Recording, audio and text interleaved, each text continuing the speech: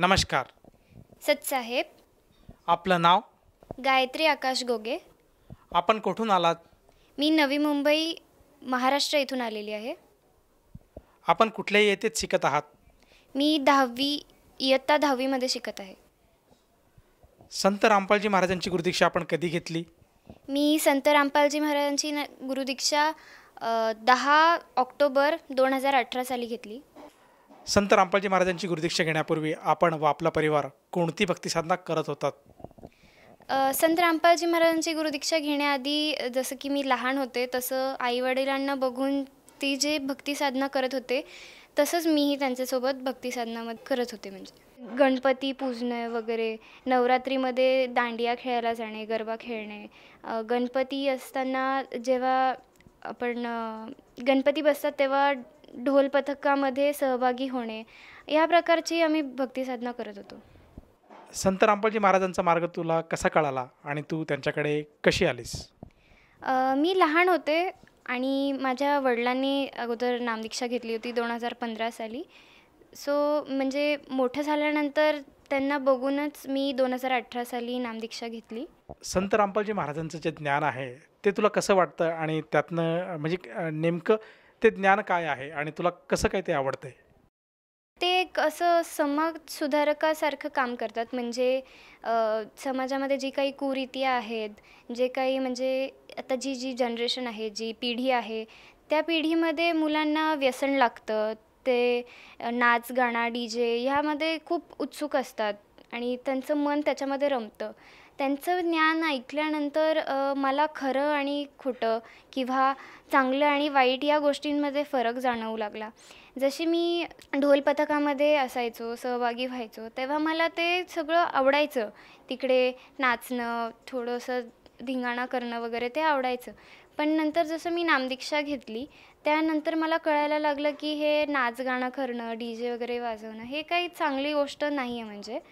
आणि गुरुजी सत्संगमधून असं सांगतात आणि एवढ्या साध्या सोप्या भाषेमध्ये सांगतात की ते आमच्या वयाच्या मुलांना देखील ते ज्ञान समजेल. आणि जसं की मी बघते माझे मित्रमैत्रिणी असतात, त्यांना आध्यात्मिक ज्ञान म्हटलं तर त्यांना काही माहितीच नसतं.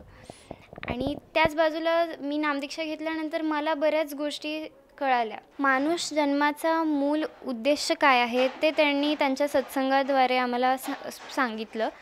आणि माझं शिक्षण करत असताना मी अजून कुठल्या गोष्टी केल्या पाहिजेत. म्हणजे माणूस जन्माचा मूल उद्देश हा आहे की त्यांनी भक्ती साधना करून त्या सुखमय स्थानाला म्हणजे सतलोकला प्राप्ती करावी. हे गुरुजी संत रामपालजी महाराज त्यांच्या सत्संगांद्वारे सांगत असतात. त्याआधी आम्हाला कोणी सांगितलं नव्हतं की माणूस जन्माचा हा मूल उद्देश आहे की तुम्ही भक्ती साधना करून तिथे गेलं पाहिजेत, मूळ स्थानामध्ये जिथून आपण आलो आहोत. जसं की बघितल्या क्षणीच असं लक्षात येते की आपण एक टीनेजर आहात आणि मुंबईसारख्या मायानगरीमध्ये आपण राहत आहात. आपण शालेय जीवन व्यतीत करत आहात. मुंबई म्हटलं की त्यामध्ये बॉलिवूडचा एक छबी आहे, प्रभाव आहे. त्याचप्रमाणे मुंबई म्हटलं तर मायानगरी आणि मौज मजा करण्यासाठी बरेचसे लोक दुनियाच्या कुठल्या ना कुठल्या कोनातनं मुंबईमध्ये केवळ येतात आणि मौज करणं, मजा करणं, आनंद लुटणं हाच त्यांचा हेतू असतो. परंतु या विपरीत तू आज आध्यात्मिक मार्गाकडे वळाली आहेत. तर हे कसं काय? जरीही मायानगरी असली तरीही संत रामपालजी महाराजांनी त्यांच्या सत्संगांद्वारे आम्हाला मूळ उद्देश मानव जीवनाचा काय आहे ते सांगितलं. आणि या सगळ्या गोष्टी ज्या आहेत जसं DJ गाणे वाजवणं, नाच वगैरे करणं, हे सगळं मानव जीवनाच्या मूल उद्देशापासून भरकटवणाऱ्या गोष्टी आहेत.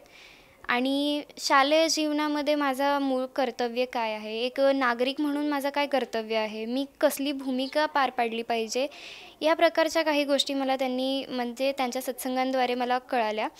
आणि मूळ असं की आपण कसं वागलं पाहिजे, कोणाबद्दल वाईट विचार करू नये, जास्त राग करू नये कोणाबद्दल.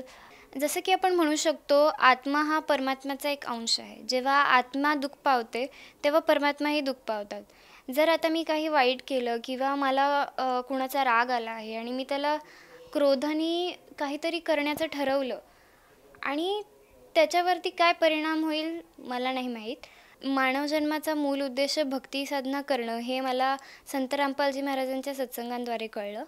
आणि सुसंस्कृत नागरिक म्हणून मी काय भूमिका पार पाडली पाहिजे, आपण वाईट गोष्टी नाही केल्या पाहिजे, ना वाईट बोललं पाहिजे, असं त्यांच्या सत्संगांद्वारे मला कळालं. जसं तू सांगत आहेस की संत रामपालजी महाराज आज समाज सुधारणेचं कार्य करत आहात, त्याचप्रमाणे प्रत्येक व्यक्तीने प्रत्येक वयामध्ये प्रत्येक कर्मामध्ये कसं आचरण केलं पाहिजे, प्रत्येक परिस्थितीत त्यांनी कसं वागलं पाहिजे आणि भक्तिविधी कशी केली पाहिजे, आध्यात्मिक मार्ग काय आहे, याबद्दल ते आज समाजाला ज्ञान देत आहेत. तर मला हे विचारायचं आहे की या ज्ञानातून तर तू काही गोष्टी अर्जित केलेल्याच आहेत, आपल्या जीवनामध्ये तू त्या गोष्टी तंतोतंत पालनसुद्धा करत आहेस. तर तुझ्या या अनुभवातून तू तुझ्यासारख्या ज्या तुझ्या मैत्रिणी आहेत, मित्र आहेत, त्या सर्वांना तू काय संदेश देशील? संदेश तर मी देऊ शकत नाही, पण मी एक प्रार्थना करते की संत रामपालजी महाराजांचं ज्ञान ऐका, त्यांची काही पुस्तकं लिहिलेली आहेत ती वाचा, ज्ञान आधारावरती ह्या मार्गामध्ये जुडा आणि आपल्या जीवनाचं कल्याण करा. जसं तू सांगतेस की संत रामपालजी महाराजांची जी पुस्तकं आहेत ती वाचायला हवी, त्यांचे जे सत्संगाचे कार्यक्रम आहेत ते बघायला हवे.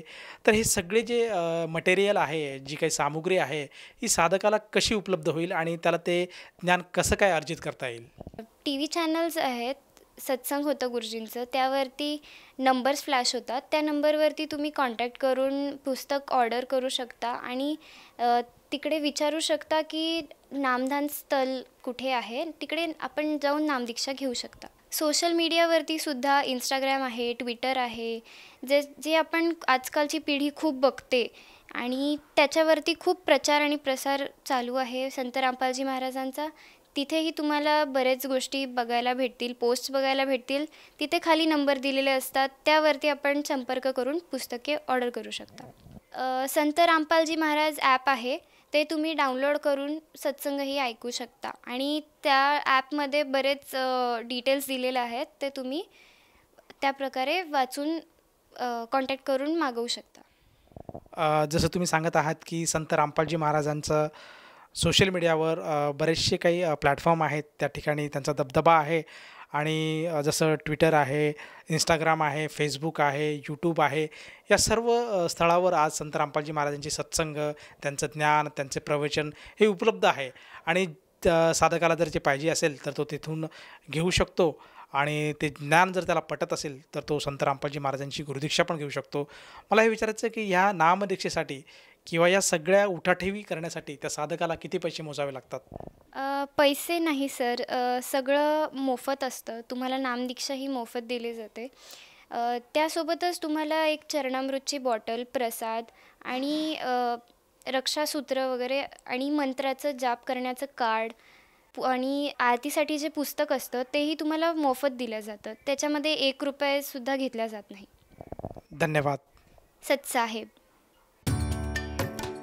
संपूर्ण विश्वामध्ये 500 पेक्षा जास्त नामदीक्षा केंद्र आहेत, जिथे निशुल्क नामदीक्षा दिली जाते.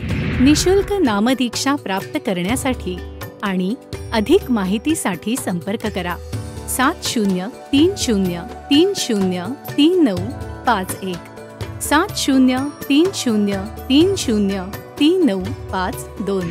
अद्वितीय आध्यात्मिक ज्ञान वाचण्यासाठी, पाहण्यासाठी आणि ऐकण्यासाठी संत रामपालजी महाराज ॲप अवश्य डाउनलोड करा किंवा आमची वेबसाईट www.jagatgururampalji.org वर विजिट करा. आम्हाला सोशल मीडियावर फॉलो करा. सर्व पवित्र धर्मांच्या पवित्र शास्त्रांवर आधारित प्रमाणित अनमोल पुस्तक ज्ञानगंगा किंवा जगण्याचा मार्ग यापैकी कोणतेही एक पुस्तक निशुल्क मागवण्यासाठी आपण आम्हाला आपले पूर्ण नाव, पूर्ण पत्ता, पिनकोड आणि फोन नंबरसह लिहून 7030303951 किंवा 7030303952 या नंबरवर SMS करू शकता किंवा 7030303950 या नंबरवर व्हॉट्सअप देखील करू शकता.